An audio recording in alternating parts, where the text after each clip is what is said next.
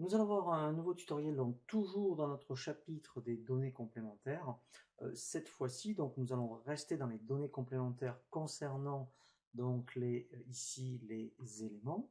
Par contre, cette fois-ci, nous allons voir donc un tutoriel sur tout ce qui concerne le taux de TVA. Alors, ici, les taux de TVA sont bien paramétrés, il n'y a pas de souci. Par contre, ce qui est très important, c'est que ici, il va falloir mettre vos comptes comptables. Alors, si vous êtes en création, très sincèrement, je vous conseille de laisser tous ces comptes par défaut.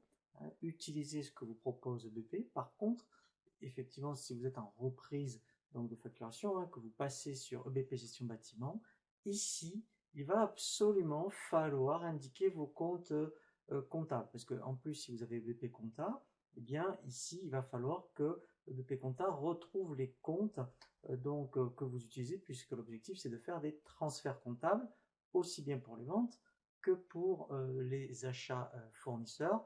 Donc là, effectivement, vous voyez toute la partie vente. Si vous n'utilisez pas ces comptes-là, il faudra donc les modifier. Pareil pour les comptes de gestion au niveau des ventes. Pareil ici, vous voyez, donc pour les achats. Et effectivement, s'il y a une partie sous-traitance, et bien ici, il faudra en faire de même. Et ici, il faudra le faire, bien sûr, là, je suis sur le taux à 20%, donc à la rigueur, il est par défaut. Mais si vous facturez aussi à 10, et bien même principe, à 10 ici, il va falloir donc mettre les propres comptes comptables que vous utilisez.